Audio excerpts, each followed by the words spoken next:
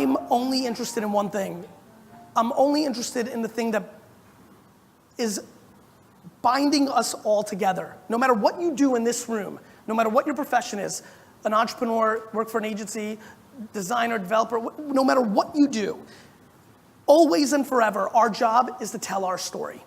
And that is never going to change. The way you make real money, the way you make real impact, the way things get changed is by great storytelling. It's always been that way, and it always will be that way, because I don't know if you guys heard, but we're fucking human beings, and that's what we like, right? And this is important. It's important for you to think about what I just said there, because really we need to reverse engineer what's actually happening. And that's what I spend my time doing. Not knowing how many of you know me, my whole career is predicated on reverse engineering what I think is gonna happen in the next 24 months, because that was still practical, right? Yes, I know we're all gonna be robots eventually, but that's 40, 60, 80 years out. I'm worried about 24 months out. And my biggest problem right now, in general, is that I feel that the far majority of people, businesses, organizations, media companies, all across the board, are storytelling like it's 2007 in a 2014 world. And that's all I ever think about. See, what I spend a lot of my time now in doing is figuring out how to storytell in micro moments. That we live in the greatest ADD culture of our time. That we have absolutely no time. I'm obsessed with the notion of, how do I tell you my story when you take out your phone and you do this, right? That's what we now do. We don't sit on a couch where we don't have a remote control like it was 1982, right? And we were able to tell that story because the audience was captive, right? We were too lazy to get up. And unless you were going to make popcorn or take a piss, you were gonna see our story, right? Now, we live in a world where we have obnoxious amounts, unlimited amounts of outlets to do what we wanna do on our time and how we wanna do it. We live in a world where people only wanna watch TV now, where they watch the entire season in one night, right? That's how we roll. It's on our time. How many people here, this is gonna be a lot of fun for me, and I'm gonna block the lights. How many people here, by show of hands, and don't half-ass me or head nod me, give me your full fucking hand, how many people here get pissed when somebody calls them? Raise your hand. Let me just tell you something right now. Thank you for the lights. Keep that on, because I like their faces. 70% of this audience just raised their hand at the thought that if another human being calls them, they're pissed and annoyed. You know why? Because we've gotten to a place where everything now is on our time, right? You watch the show when you want to watch, not because it airs on Wednesday from 8 to 9 p.m., right? You like texting because you can respond to that person on your time. We're in control of the one asset that we all give the most fuck about, and that's time. And with that, that has created an awfully interesting challenge to actually storytell into reality. We're living in a world, we heard a few minutes ago that campaigns are everything. No, campaigns aren't everything, right? And it was funny, I actually think they're both, right? I don't think a lot's changed when you really think about it. I just think that what social networks have done and mobile devices have done is they've created a gateway drug to awareness. That's how I look at it. You know how I look at Instagram and Snapchat and Vine and Facebook and Twitter? I look at them like they're weed, right? You give somebody a little nickel bag, and then later you can sell them a ton of Coke, right? So that's how I look at it, right? How do I storytell on social and give you something that you can consume very lightweight and quick? Oh, by the way that we all actually roll, the way we actually consume information now, which is in hyper speed, and this takes a totally different art. When I think about the creatives that I work with, you know, Vaynermedia, the agency I run, we've gone from 20 to 280 people in the last 18 months, right? And a lot of them are very qualified. You know, the first 30, I made sure nobody ever worked at an agency, right? I wanted to have that DNA. But now we're obviously hiring extremely talented creatives and things of that nature. And I'm trying to break them down, to be honest with you, because what we're living through is a very big culture shift in storytelling. See, we've just lived through the last 70 years, as I'd like to call it, movies and docs, right? Heavy thinking, a lot of prep work, a lot of things heavy, thick, heavy. Now we're living in breaking news, right? The skill set to be a great breaking news storyteller versus being a great movie storyteller is quite different. And not that the movie thing is dead. I actually don't think in a social media world that stuff doesn't work. I actually think it works just fine. I just don't think it works as the only thing we can do now. And so we have this other avenue where we have to start respecting the nuances of the platform. I have 200 people who spend their entire day's lives thinking about how to actually market and storytell where our eyeballs and ears actually are, because they're not in the places where a lot of companies and entrepreneurs spend their time. Listen, I'm not gonna pick on outdoor media, print, radio, television. That's just too easy. I'm gonna pick on digital. Let's talk about Google AdWords, down 15% in the last year in click-throughs, reported by Google, down, digital. Email marketing, I built my first business, my wine business, on email marketing. How many people here have email marketed in their careers ever? Just raise your hands, just try, great. Let me blow your fucking face off. Do you know what my open rate for winelibrary.com was in 1996 with a 400,000 person email list? 89%, right? You know what happened to email marketing? The one thing that I know more than the sun is coming up tomorrow, that marketers ruin everything. As a proud marketer, it's what we do. When something new comes out, we try to figure it out. Go look back at 1995 to 2000 click-throughs on banner ads. 10%, 20%, 30%.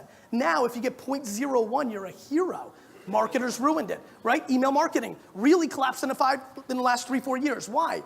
Oh, I don't know. Maybe because Groupon and Living Social. Let's talk about them for a half a second. How many people here, by show of hands, signed up for Groupon, Living Social, or Daily Candy? Raise your hands.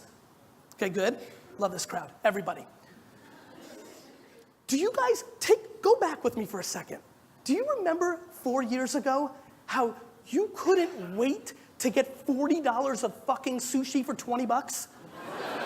That it was the best thing that ever happened to you? That you couldn't wait to get that $80 spa treatment for $40? Well, what happened? You hate it now. You know why? You all unsubscribed and deleted because they started giving you more stuff that you didn't want. Now you don't give a shit if they're offering you $1 million house for $100. You're like, delete, spam, unsubscribe.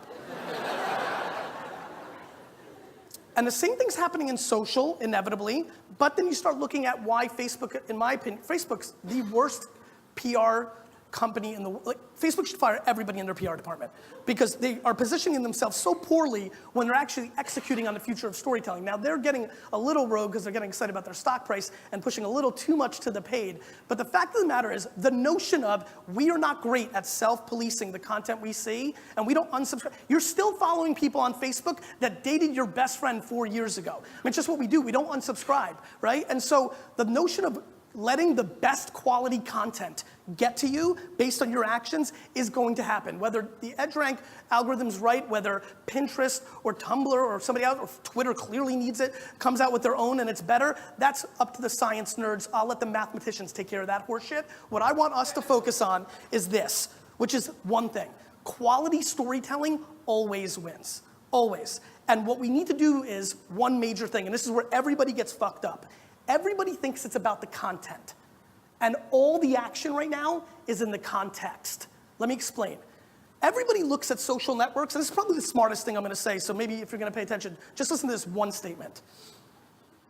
Everybody, 99% of the people out there, and I spend all my time looking at all this stuff, are looking at social networks as distribution. You're doing something somewhere else, and then you're using the tweet to drive towards it. You're using the Facebook status update to drive towards it. We default into thinking that social networks are distribution because we treat it like email.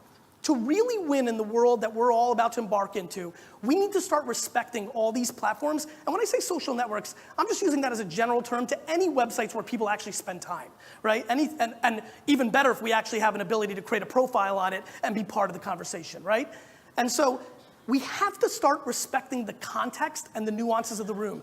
When you start looking at the data, which gets a little math nerdy, even though I dissed on it, I spent plenty of time on. When you start looking at, if you have the exact same 1,000 people on Facebook, the exact same 1,000 people on Pinterest, right? You post the same exact thing at the same exact time, and they act completely different, that's when you start understanding how much the context matters. Because the one thing we are not doing anywhere close to enough in our space, us smart people that are in this awesome room, the one thing we are not doing enough of is respecting the psychology of why people are in where they are at that time. This isn't social network sites. This is Facebook.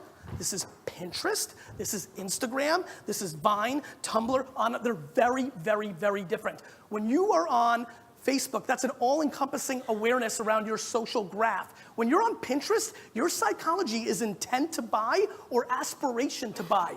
You need to be storytelling differently in those platforms. We have to be giving them different visuals that are mapped to the psychology, not to the number of users that are there, not to why, we need to be why they're there, not how come they're there. And we have to really start focusing on this, because when you start looking at it, the one thing that is really deteriorating in our world is the amount of time we have. Everybody's pounding at this one asset.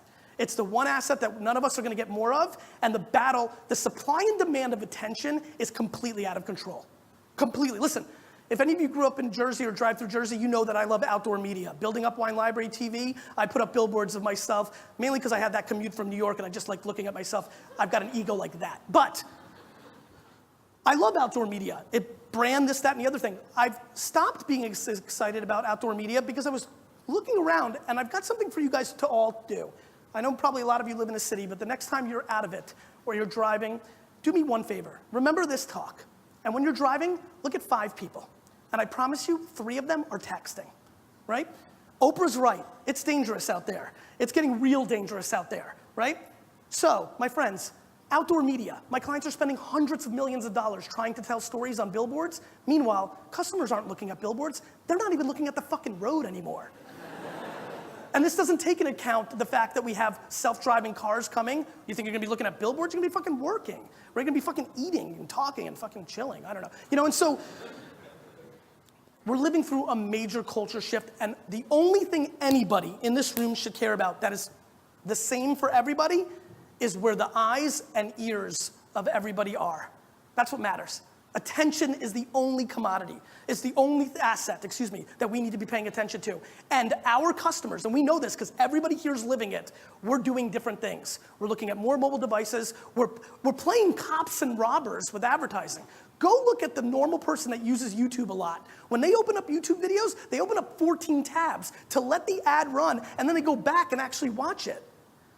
And so like we have to get out of this stupid thought of awareness, and we have to start getting to emotional attention. Are we actually bringing them value? Do we actually talk to them about what they want in these spheres? It's not about pushing advertising, it's about bringing value in the sphere. Why does somebody like to go to Tumblr? Because they like fucking animated GIFs, so give it to them. Right? And give it to them in a way that a human being would give it to them, not a brand, and be smart about it. And then in general, you know, on this thesis, from a business standpoint, I'm writing a new book. It's called Jab, Jab, Jab, Right Hook, right? And the notion is give, give, give, ask. Give, give, give, ask. The real funny thing to me in the world right now is that everybody's full of shit, right? And what I mean by that is when you look at people tweeting or Facebooking, they're trying to disguise their ask by being witty, right? Meanwhile, the one thing I know more than anything is that our collective bullshit radars today compared to 15 years ago are dramatically better. And the kids, fuck, their bullshit radars are excelling. They just know it, right? So what I've been testing a lot of and believe a lot of value in is jab, jab, jab, right hook. Give people value and funny stories. Give them an animated GIF that just makes them laugh, right? That just say Happy Monday. It's fine.